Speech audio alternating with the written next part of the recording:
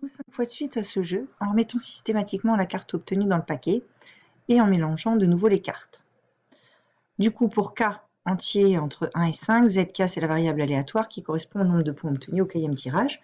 Donc en fait, les ZK, Z1, Z2, Z3, Z4 et Z5 sont des variables aléatoires qui suivent la même loi que Z définie précédemment. Et donc on pose S, la variable aléatoire qui correspond au nombre total de points obtenus à l'issue de la partie. Alors, en fait, tout simplement, S est égal à Z1 plus Z2 plus Z3 plus Z4 et plus Z5, puisque c'est le gain total, donc c'est le gain de chaque partie qui est additionné. Où les ZI sont donc des variables aléatoires indépendantes, puisque on remet à chaque fois la carte, donc on réitère la même expérience dans les mêmes conditions, donc elles sont indépendantes, et comme c'est la même chose que l'on fait à chaque fois, elles sont identiquement distribuées. Donc ce sont les variables aléatoires, IID comme on dit, avec ZI qui suit la même loi que Z définie ci-dessus. Ainsi, on a vu dans le cours que l'espérance de S, c'est l'espérance de la somme Z1 plus Z2 plus Z3 plus Z4 plus Z5. Par linéarité, ça fait la somme des espérances de Z1, Z2, Z3, Z4 et Z5. Et comme elles sont indépendantes et identiquement distribuées, c'est 5 fois l'espérance de Z1. Donc ici, on a 5 fois l'espérance de Z. Donc on a 5 fois les moins 99 sur 26. Ce qui nous donne moins 495 sur 26.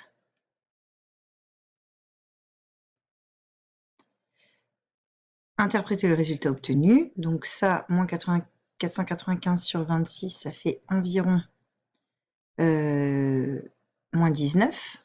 Donc en fait, en moyenne, on perd 19 points. Environ 19 points. Calculer sigma de S. Alors, par la formule du cours, sigma de S, on sait que c'est égal à racine carrée de 5 fois sigma de Z. Alors, sigma de Z, on l'avait, c'était 11, 15, 63. Donc, c'est environ égal donc, à racine carrée de 5 fois 11,1563. Ça nous donne environ 24,94, 62. 24,94, 62. À 10 moins 4 près. Ensuite, on pose la variable aléatoire m qui vaut Z1 plus Z2 plus Z5 sur 5. À quoi la variable aléatoire m correspond-elle? Eh bien, m, c'est la moyenne des gains sur les 5 parties, sur les 5 manches.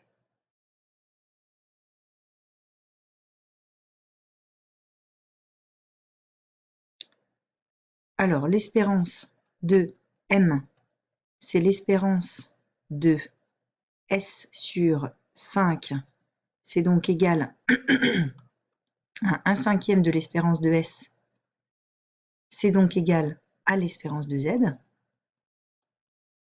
donc moins 99 sur 26, et sigma de M, d'après le cours, on sait que c'est égal à sigma de Z sur racine carrée de 5. C'est-à-dire, on va faire 11,1563 divisé par racine carrée de 5. Et là, ça nous donne environ 4,9892 à 10 moins 4 près.